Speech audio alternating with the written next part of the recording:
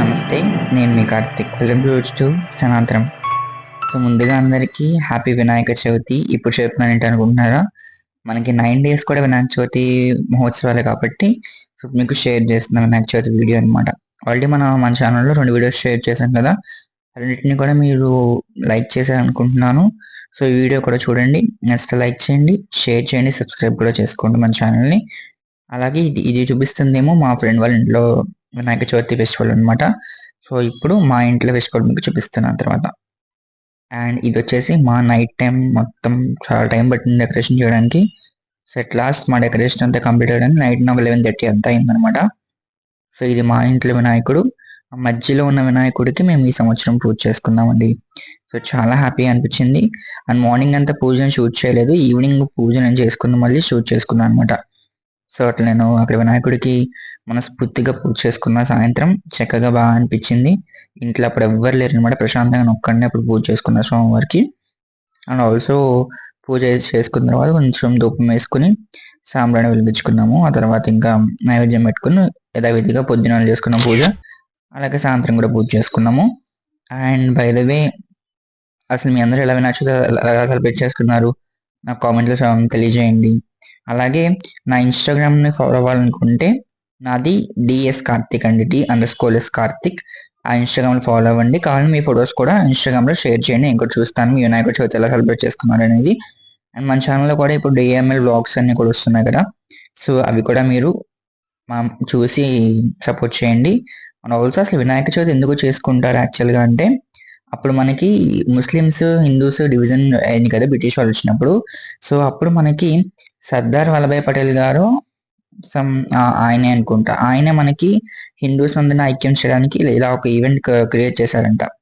So, అలా create చేసిన ఈ యొక్క వినాయక చవితి ఈవెంట్ ఇప్పటికి మొత్తం అందరం కూడా మనం సెలబ్రేట్ చేసుకుంటున్నాం. సో, ఇలా ఇక్కడ అంతా పూజ అంతా అయిపోయిన తర్వాత నెక్స్ట్ రోజు ఇది. సో, మార్నింగ్ మామూలుగా స్వామివారికి మహానైవేద్యం పెట్టేసి ఎత్తేస్తున్నాం అనమాట. ఎత్తేసి ఇంకా పాలవేల అంతా క్లియర్ చేసేసుకొని ఇంకా అలా వినాయక చవితి ముగించేసుకున్నాం అనమాట. సో, అండ్ ఈ రోజు కూడా నేను ఒక మామూలుగా ఒక డిఏఎంఎల్ బ్లాగ్ షూట్ చేశాను. అది కూడా పోస్ట్ చేస్తాను. యాక్చువల్‌గా కొంచెం లేట్ అయింది. ఎందుకంటే కొంచెం సిట్యుయేషన్స్ అవి కొంచెం బాలేదు కాబట్టి నేను కొంచెం ఇలా లేట్‌గా పెట్టడం జరుగుతుంది వీడియో అనమాట. సో, ఆల్రెడీ 2 వీడియోస్ పెట్టాను కదా! చెప్పేసి ఇది ఇంకొంచెం లేట్ చేస్తున్నాను అనమాట ఇది. సో, మొత్తం అంతా అట్లా ఈ ఇయర్ అయితే వినాయక చవితి చాలా బాగా అయింది యాక్చువల్‌గా. ఇక్కడ చేసుకున్నాం. అలాగే మా బయట ఆఫీస్ ఏరియాలో కూడా వినాయక చవితి బాగా సెలబ్రేట్ చేసుకున్నాం అనమాట. మా డాడీ వాళ్ళ ఆఫీస్ ఏరియాలో బయట. చాలా బాగా అనిపించింది యాక్చువల్‌గా వినాయక చవితి ఈ ఇయర్. అండ్ ఆల్సో నేను ఇంటికొచ్చి 2 ఇయర్స్ అయింది వినాయక చవితికి. సో, ఈ 2 ఇయర్స్ తర్వాత నేను ఇంటికొచ్చి ఇక్కడ సెలబ్రేట్ చేసుకోవడం. అంతకుముందు వరకు హాస్టల్‌లో సెలబ్రేట్ చేసుకున్నాం అనమాట. ఒకసారి పీజీలోను, ఇప్పుడు ఇంట్లో సెలబ్రేట్ చేసుకున్నాం. చాలా హ్యాపీ అనిపించింది. సో, అలా వినాయకుడిని తీస్తుంటే మనసంతా బాధ అనిపించింది అనమాట. సో, అట్లా స్వామివారిని ఇంకా తీసేసి ఇంకా ఆయన్ని యథాస్థానానికి పంపించడానికి సిద్ధం చేసుకుంటున్నాం అనమాట. సో, ఈసారి లక్కీగా మాకు 2 మట్టి వినాయకులు వచ్చాయన్నమాట. సో, ఇక్కడ రాజమండ్రిలో పంచిపెడతారనమాట వినాయకుడిని. బాగా ఉన్నవాళ్ళు కొంచెం అలా పంచిపెడుతూ ఉంటారు వినాయకుడిని. సో, అలా మాకు ఒక గోదావరి నిత్యహారతి మా డాడీ వాళ్ళు ఉంటారు కాబట్టి అందులో.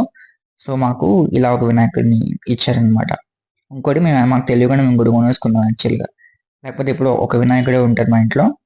సో, ఈ 2 మట్టి వినాయకులకి పూజ చేసుకున్నాము.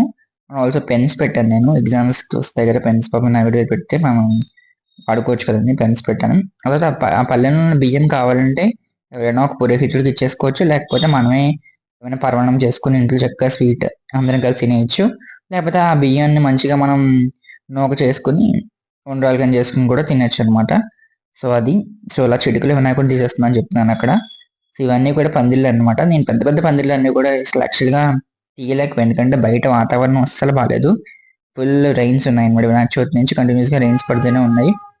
సో, నేనైతే ఇక్కడ పెద్ద పెద్ద పందిర్లు అవన్నీ షూట్ చేయలేకపోయానన్నమాట. సో, ఇలా చిన్న చిన్న పందిర్లన్నీ మీకు షూట్ చేసి చూపించాను. సో, ఇంత వీడియో నచ్చితే లైక్ చేయండి, షేర్ చేయండి, సబ్స్క్రైబ్ చేయండి. నేను మీ కార్తిక్.